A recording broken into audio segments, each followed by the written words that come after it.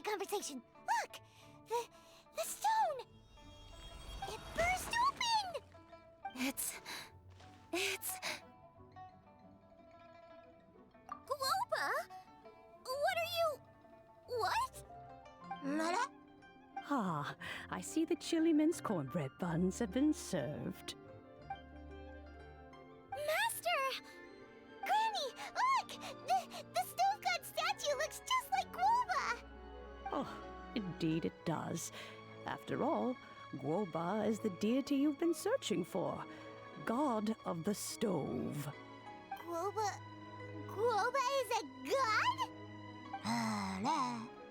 You asked me if a sufficiently festive atmosphere would be enough to reawaken the stove god.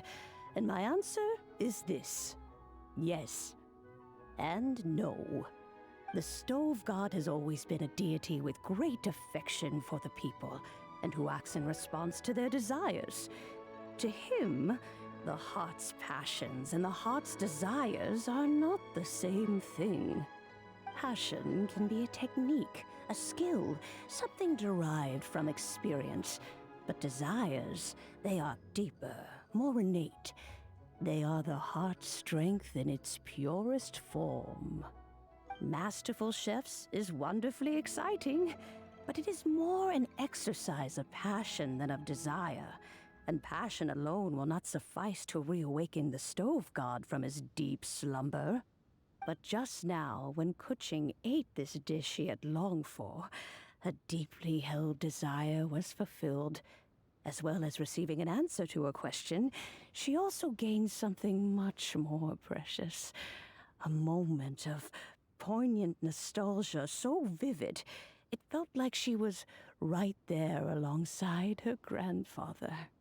The enormous power unleashed by the fulfillment of this desire resonated with the stove god's statue, and caused it to manifest once more the form it took in the past.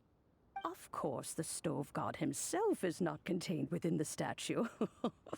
The true stove god has been here with us all along. How does it feel, seeing a statue of yourself from your glory days? Look at him. Still so majestic. Glory days? Wait, what happened? Did Gooba used to be different from now? Oh, yes. Back in his day, your Gooba was once the patron god of the soil. But all the wisdom and power he had then, he has since surrendered to the soil itself. A god surrendering their power to the soil. I have heard this turn of phrase before, but what does it mean? The kinds of trials and tribulations that a land can face are far more than you could imagine. Droughts, floods, torrential rain, hurricanes, earthquakes, tsunamis, fires, and plagues. The threat of disaster will never fully disappear from Liyue. Even woes that have never been faced before in history will come to pass in the future. Such things affect you mortals far more than we Adepti, with our immortal forms. He once walked with you over the barren plains until you arrived at last at the harbor. He joined you in building your dwellings and lighting the stoves.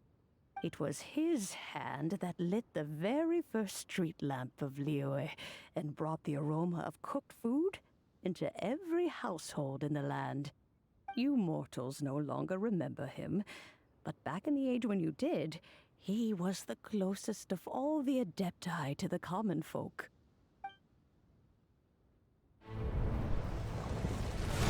Marchosius, god of the stove, born from a spark when stone struck stone. He was a god with a great love for humanity and their well-being. Millennia ago, the people sought to expand their city. They built a dwelling on the plains and called it the Guili Assembly. The stove god cared greatly for the people, turning himself into minions who went into every home, fostering food and solidarity alike. Alas, their home was taken by a flood, The waters ravaged the Gueli assembly and forced the people back south to Liyue Harbor. Though the distance was not far, the journey was plagued by a terrible storm.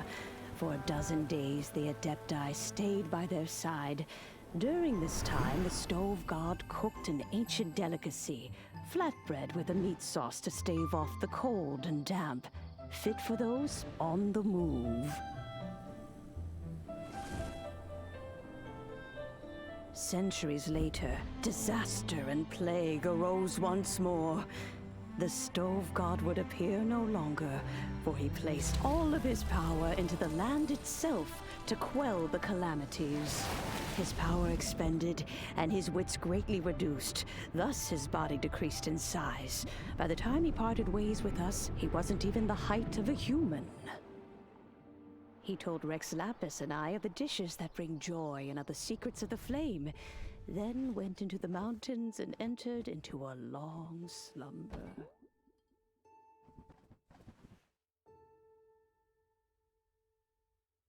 The stove god departed, and Gooba was born. When he awoke, he ate the Chiliman's cornbread buns placed on the offering table by a young lady in yellow.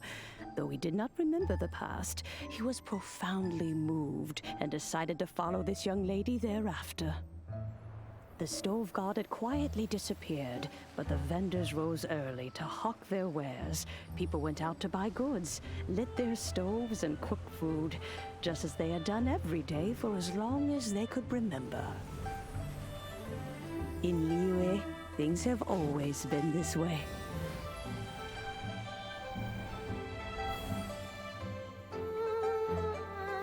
Nature provides, the mountains rejoice. We are blessed by heaven's good grace. Years have gone by. The world has transformed, but our way of life survives.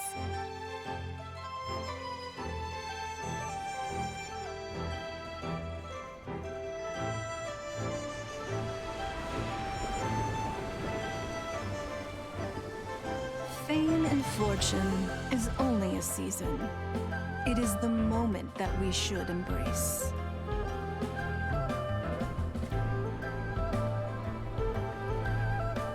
Past meets present. Heritage becomes legacy. Long into the future may we thrive.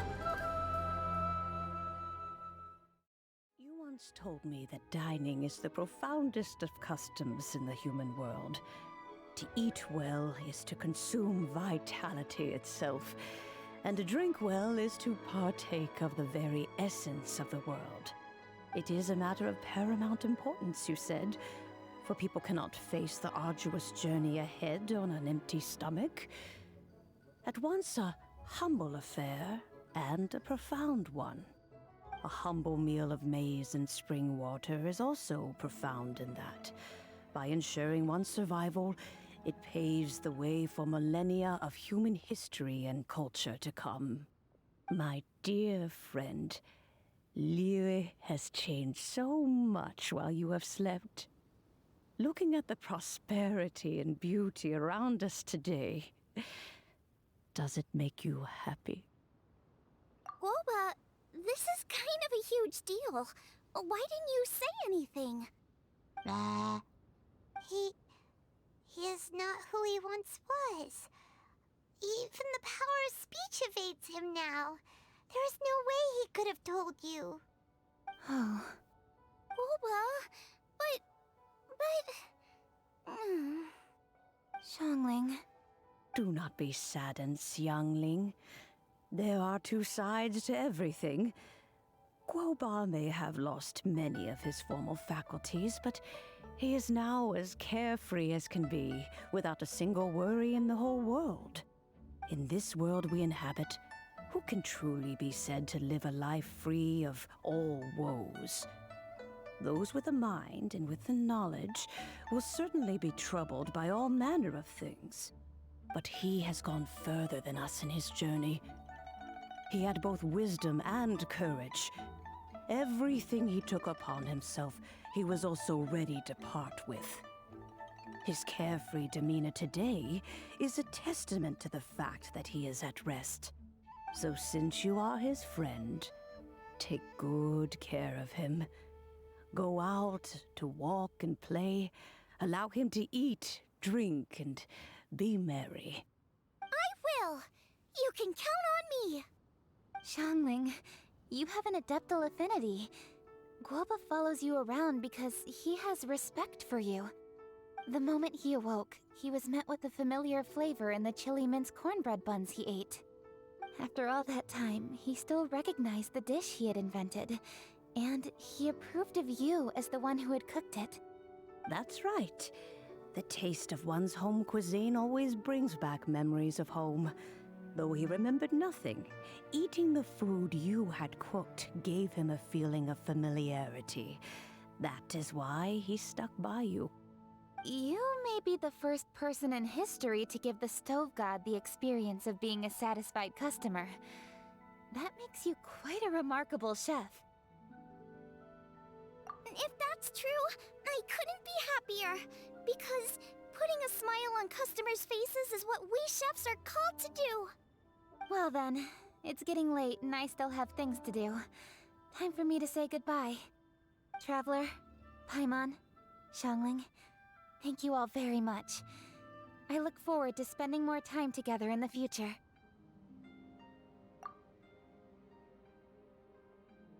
I guess my dad's probably heard the good news already, but I should still go catch up with him. Master, it's been a while since you came by. Why don't you join me? He thinks about you all the time, you know. He's always telling me to invite you over. Oh, goodness me. Then, far be it from me to refuse. Off we go, then. Let's saunter over gently and see how all the city folk are getting along.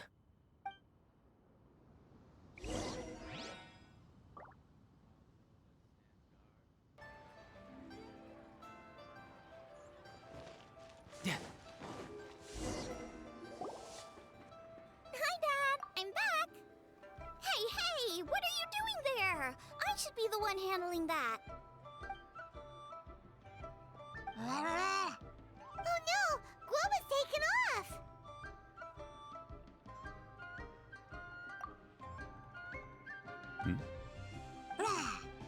Oh, it's you. Hello there, old friend. Oh, bless my soul. Are you out for a stroll as well? Given the season, it felt fitting to take a leisurely walk while the meal is being prepared. Quite right. And it also gave us the chance to run into you. Gooba may not recognize you, but as ever, he seems quite delighted to see you. So, Gooba doesn't remember anything, but can still feel when something's familiar? Friendship will always withstand the ravages of time. Traveler, what do you think of the name of this festival? Moon Chase. The moon is a carrier of countless emotions. So many things only seem to surface as we gaze up beneath its poignant glow. Wherever the moonlight shines, the heart is wont to follow. Fond memories of those no longer with us. Debts of gratitude to old friends. The meaning of ages past and gone. All wrapped up in the city that has existed for so many moons to date. All these things and more. They are why people chase the moon. In old age, the sight of many things puts one in a wistful mood. But children are always a beautiful sight to see. Such exuberant life force. It seems to well up from deep within the land itself. A land that has been in existence for so many millennia, and yet one that still dazzles today. Traveler, this Moon Chase Festival has been all the more entertaining with you here to witness it. Now, let's have Xiangling brew us a nice pot of tea. We shall drink and chat at our leisure.